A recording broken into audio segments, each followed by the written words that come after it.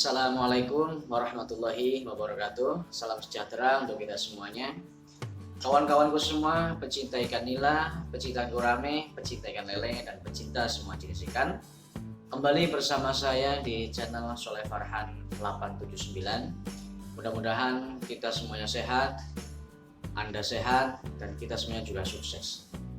Di kesempatan yang baik ini, saya akan berbagi tips bagaimana cara berbudidaya nila atau beternak nila agar mendapatkan kesuksesan, dan yang paling jelas adalah kita tidak merugi.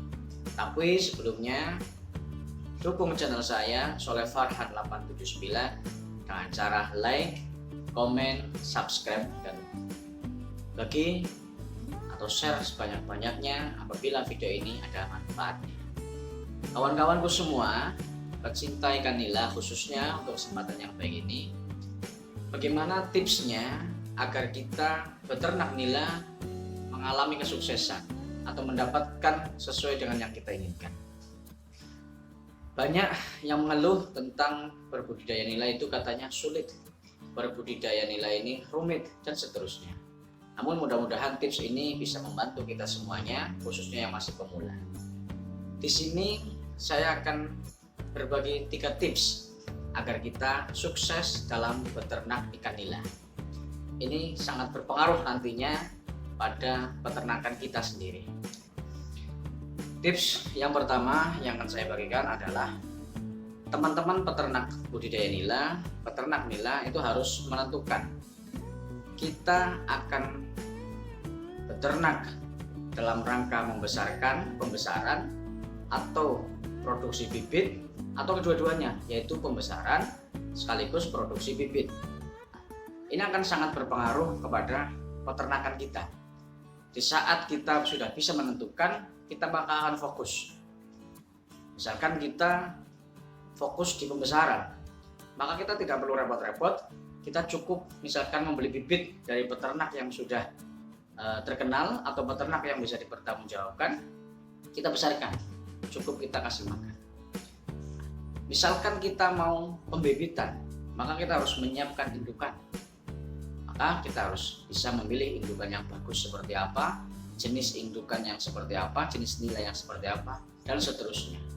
Akan tetapi kelebihan daripada pembibitan, kita tidak perlu kolam yang terlalu besar, atau kedua-duanya, yaitu kita pembesaran sekaligus kita pembibitan atau produksi bibit.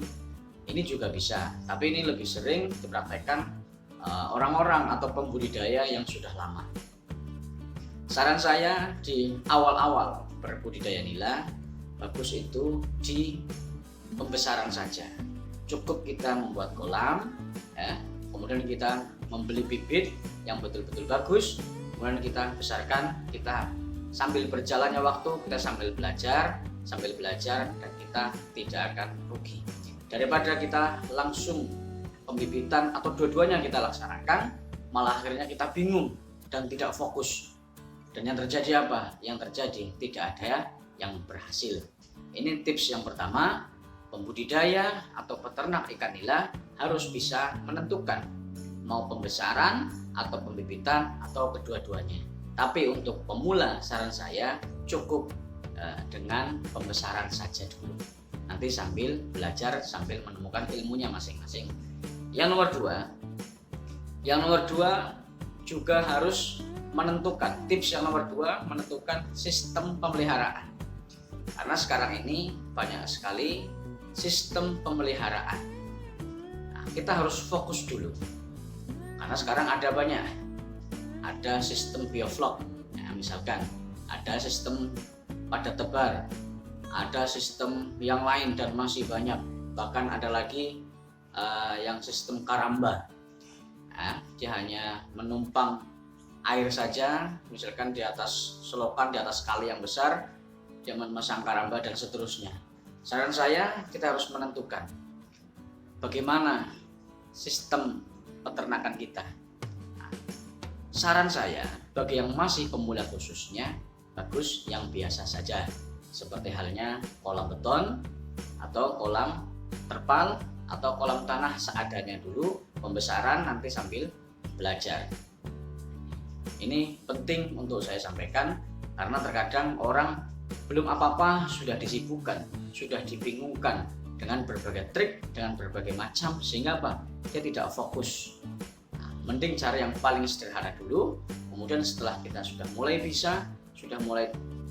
bisa menyatu hati kita dengan ikan-ikan yang kita pelihara, maka sambil berjalan kita akan mendapatkan triknya masing-masing. Karena setiap peternak, setiap pembudidaya, dia akan memiliki trik masing-masing. Ini pentingnya kita harus menentukan bagaimana sistem pemeliharaan kita. Kemudian trik yang nomor 3, tips yang nomor 3 agar seorang peternak, seorang pembudidaya tidak gagal dalam usahanya adalah harus bisa menentukan pasar penjualan.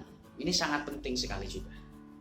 Karena banyak, bahkan sampai sekarang juga masih banyak yang inbox, masih banyak yang bertanya bagaimana jualnya, bagaimana pemasarannya, kalau saya sudah panen nanti akan dikemanakan.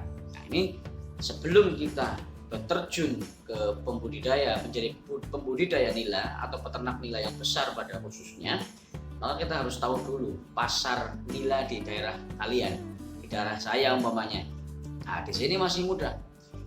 Nah, di sini masih banyak alternatif. Mau dijual kemana? Bisa misalkan kita dibawa ke pasar, juga bisa juga sistem tebas ada sistem tebas adalah sistem borong. Nah, nanti sistem borong ini juga bermacam-macam, ada yang borong basah, ada yang borong kering, misalkan seperti itu. Ada juga yang kita tawarkan ke warung makan, ya, warung padang dan seterusnya kita tawarkan. Atau bisa juga kita bersihkan dulu, kita di freezer, itu juga bisa. Atau bisa juga kita tawarkan melalui online. Ini kita harus tahu pemasarannya. Dan ini kalau untuk pemasaran saya kira lebih cocok adalah ikan-ikan konsumsi atau budidaya pembesaran. Jadi kawan-kawanku semua, cenderung di daerah-daerah tertentu budidaya ikan nila yang masih anakan ini tidak terlalu diminati karena pemasarannya susah. Karena saya pikir pemasaran untuk bibit nila juga untuk pembudidaya nila lagi atau orang yang akan beternak nila lagi. Lain dengan ikan-ikan nila yang siap konsumsi. Ini banyak lubangnya.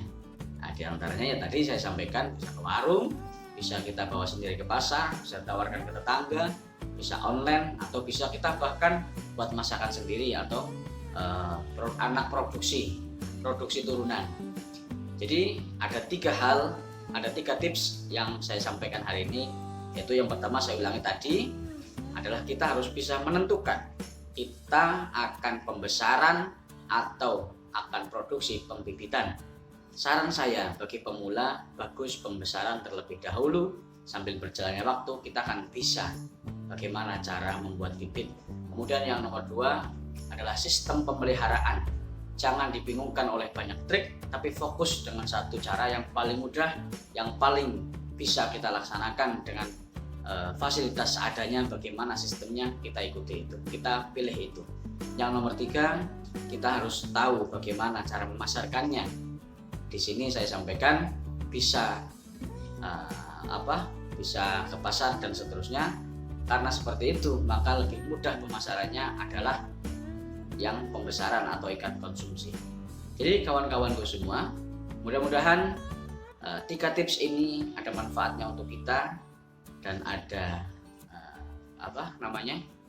manfaatnya lah untuk kita, ada manfaatnya untuk kita, dan mudah-mudahan kita semuanya diberi kesuksesan, kelancaran dalam beternak ikan nila. Dan satu lagi, bagi kawan-kawan yang ikan nilanya sering mati, juga tiba-tiba mati, bisa melihat video saya yang lain, bagaimana cara mengobati ikan nila dengan cara yang paling mudah. Nah, itu ya.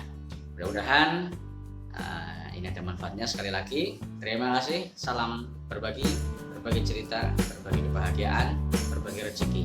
Assalamualaikum warahmatullahi wabarakatuh.